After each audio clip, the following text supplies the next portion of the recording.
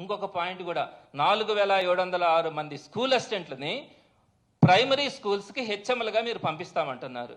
అసలు మీకు కొంచెమన్నా నాలెడ్జ్ ఉందా అని అడుగుతా ఉన్నాను. ఈ ప్రైమరీ స్కూల్స్కి స్కూల్ అసిస్టెంట్స్ని తీసుకురాకూడదు, ఖచ్చితంగా ఎస్జిటీలు అంటే డిఎడ్ ద్వారా డిఎడ్ని కంప్లీట్ చేసిన వాళ్ళు మాత్రమే ప్రైమరీ స్కూల్స్లో టీచర్లుగా కానీ హెచ్ఎంలుగా కానీ ఉండాలన్న నిబంధన ఉంది.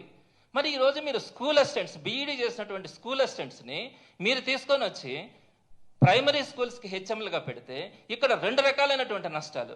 అసలు ఈ విధమైనటువంటి విధానమే తప్పు. అంటే బీఎడ్ చేసినటువంటి స్కూల్ అసిస్టెంట్స్ని ప్రైమరీ స్కూల్స్కి తీసుకొని వచ్చి అక్కడ టీచింగ్లో కానీ హెచ్ఎంలుగా కానీ మీరు నియమించాలన్న ఆలోచనే అది తీవ్రమైనటువంటి తప్పు, అది విరుద్ధం.